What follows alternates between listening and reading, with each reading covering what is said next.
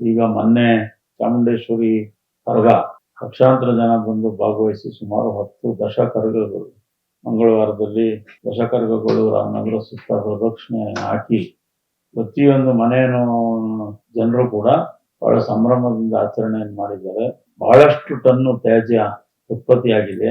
ಅದಕ್ಕೆ ನಮ್ಮವರು ನಾವು ಎಕ್ಸ್ಟ್ರಾ ಜನರನ್ನ ತೆಗೆದುಕೊಂಡು ಆದಷ್ಟು ಬೇಗ ಎಲ್ಲೂ ಕೂಡ ಕಸ ಜಾಸ್ತಿ ಶೇಖರಣೆ ಆಗದಿರೋ ರೀತಿಯಲ್ಲಿ ಸಾಧ್ಯವಾದಷ್ಟು ಒಂದು ತ್ಯಾಜ್ಯವನ್ನು ವಿಲೇವಾರಿ ಮಾಡೋದಕ್ಕೆ ಒಂದು ಪ್ರಯತ್ನವನ್ನು ಮಾಡಿದ್ದೇವೆ.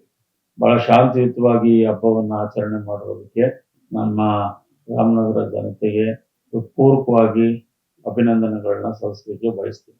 ಯಾಕೆಂದ್ರೆ ನಾಡಿನ ಅನೇಕ ಭಾಗಗಳಿಂದ ನಮ್ಮೂರಿಗೆ ಜನ ಬಂದಿದ್ರು. ಎಲ್ಲರೂ ಬಂದು ಈ ಅನೇಕ ಕಾರ್ಯಕ್ರಮಗಳು, ರಸಮಂಜರಿ ಕಾರ್ಯಕ್ರಮ ಇರ್ಬೋದು, ದೇವಸ್ಥಾನದ ಕಾರ್ಯಕ್ರಮಗಳು, ಬೇರೆ ಬೇರೆ ಕಾರ್ಯಕ್ರಮಗಳು, ಔತಣಕೂಟಗಳು ಎಲ್ಲವಲ್ಲೂ ಕೂಡ ಎಲ್ಲ ಸಮಸ್ತ ಜನರು ಬಂದು ಭಾಗವಹಿಸಿ ಅತ್ಯಂತ ಸಂಭ್ರಮದಿಂದ ಈ ಹಬ್ಬವನ್ನು ಆಚರಣೆ ಮಾಡಿದ್ದಾರೆ.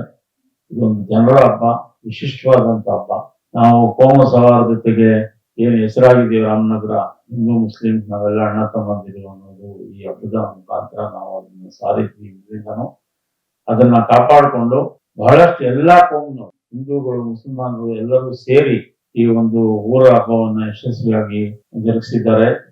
ಮತ್ತೊಮ್ಮೆ ಅವ್ರಿಗೆಲ್ಲರಿಗೂ ಪೂರ್ವಕವಾಗಿ ಅಭಿನಂದನೆ ಸಲ್ಲಿಸ್ತಾ, ನಗರಸಭೆ ತನ್ನ ಕರ್ತವ್ಯಗಳೇನಿತ್ತು ಅವೆಲ್ಲ ಕೂಡ ಪ್ರಾಮಾಣಿಕವಾಗಿ ಮಾಡಿದೆ.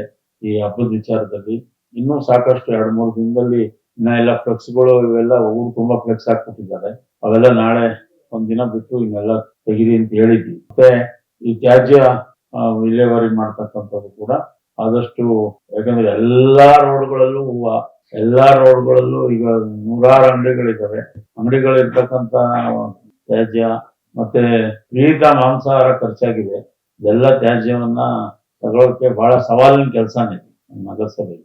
ಆದ್ರೂ ಕೂಡ ಪರಿಣಾಮಕಾರಿಯಾಗಿ ಮಾಡೋದಕ್ಕೆ ಎಲ್ಲ ಸೂಚನೆಗಳನ್ನು ಕೊಟ್ಟಿದ್ದೀವಿ. ನಮ್ಮವರೆಲ್ಲ ಮಾಡ್ತಾ ಇದ್ದಾರೆ.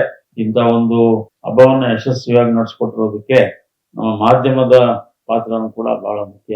ತಾವು ಎಲ್ಲ ಒಂದು ಸಕಾರಾತ್ಮಕವಾಗಿ ಈ ಒಂದು ಹಬ್ಬವನ್ನ ಆಚರಣೆ ಮಾಡೋದಕ್ಕೆ ಸಹಕಾರವನ್ನು ಕೊಟ್ಟಿದ್ದೀರಿ. ತಮಗೂ ಅಭಿನಂದನೆ ಸಲ್ಲಿಸ್ತಾ, ಈಗ